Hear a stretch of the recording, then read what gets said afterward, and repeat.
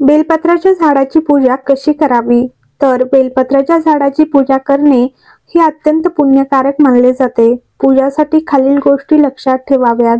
नियमित पाणी.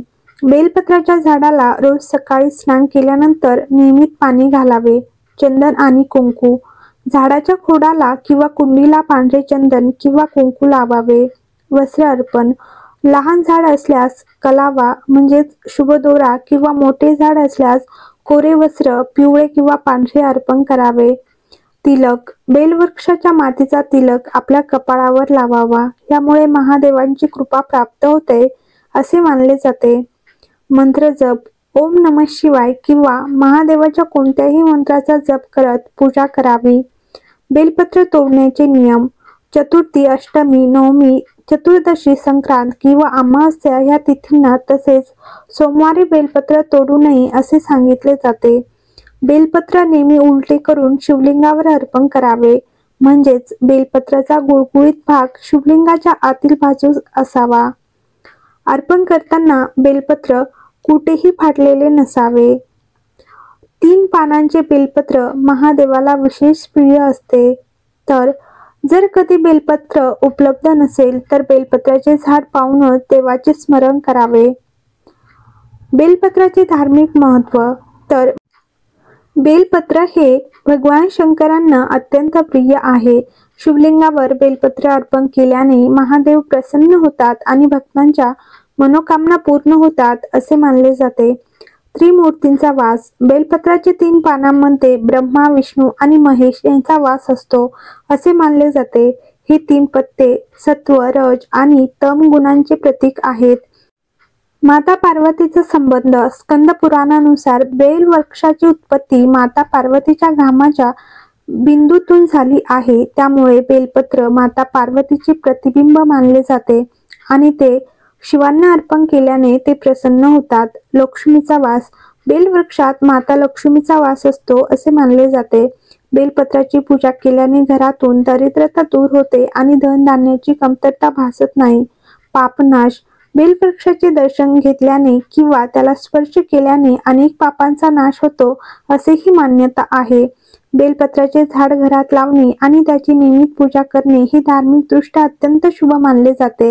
यामुळे घरात सकारात्मक ऊर्जा, सुख, समृद्धी आणि शांतता नांदते अशी श्रद्धा आहे.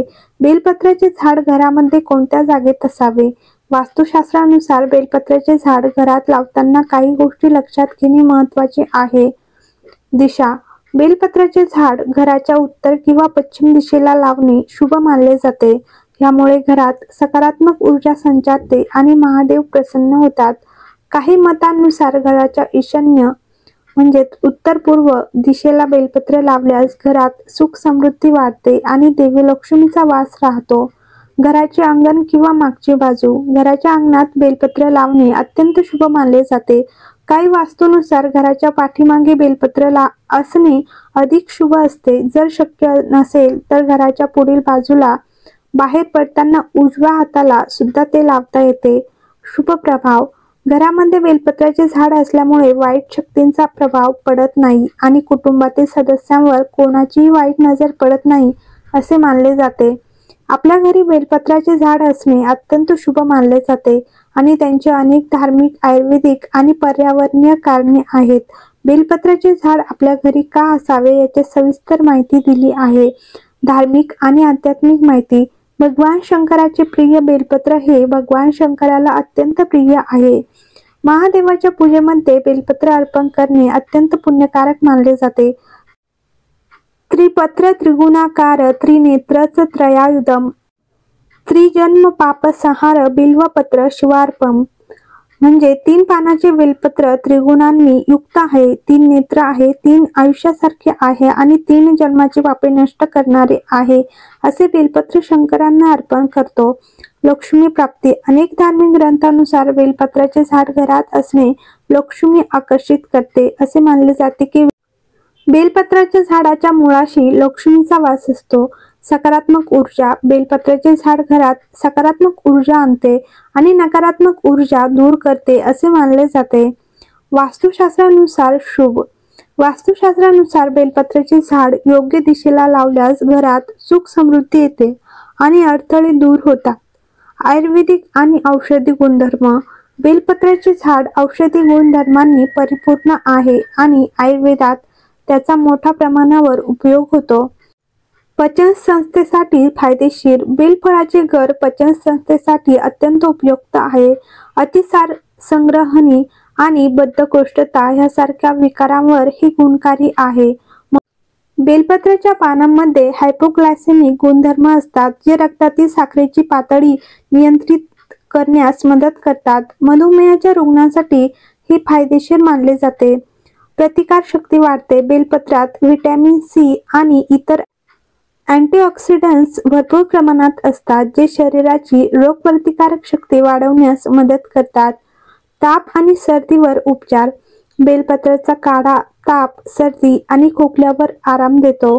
त्वचेचे आजार. बेलपत्राची पेस्ट किंवा लेप त्वचेच्या विविध विकारांवर जसे की खाज सुटणे, पुरळ इत्यादीवर उपचारासाठी वापरली जाते. रक्त शुद्धीकरण. बेलपत्र रक्ताचे शुद्धीकरण करण्यास मदत करते आणि शरीरातील विषारी घटक बाहेर टाकते. बेलफळात कार्बोहायड्रेट्स आणि प्रथिने असतात, जे शरीराला त्वरित ऊर्जा देतात. शांतता आणि तणाव कमी करते. बेलाचा वास आणि त्याचे सेवन मन शांत करण्यास आणि तणाव कमी करण्यास मदत करते असे मानले जाते. ऑक्सिजन पुरवठा. इतर झाडांप्रमाणेच बेलपत्राचे झाडही वातावरणातील कार्बन डायऑक्साईड शोषून ऑक्सिजन बाहेर टाकते, ज्यामुळे हवा शुद्ध राहते. बेलपत्राचे झाड अनेक पक्षी आणि कीटकांना निवारा आणि अन्न पुरवते, ज्यामुळे परिसरातील जैवविविधता टिकून राहते. जमिनीची धूप थांबवते.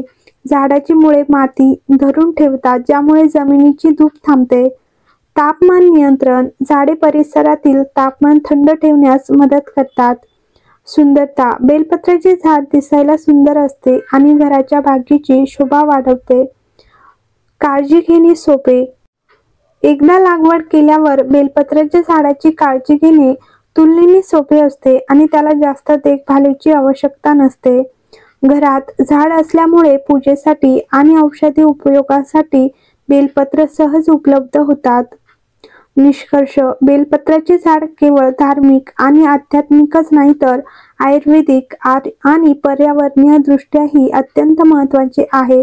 ते घरात सकारात्मक ऊर्जा आणते, आरोग्यासाठी फायदेशीर आहे आणि पर्यावरणाचे रक्षण करते. त्यामुळे आपल्या घरी बेलपत्राचे झाड लावणे हे अनेक दृष्टींनी शुभ आणि लाभदायक आहे. व्हिडिओ आवडला असेल तर लाईक करा, कमेंट करा आणि चॅनलवर नवीन असाल तर चॅनलला सबस्क्राईब करा.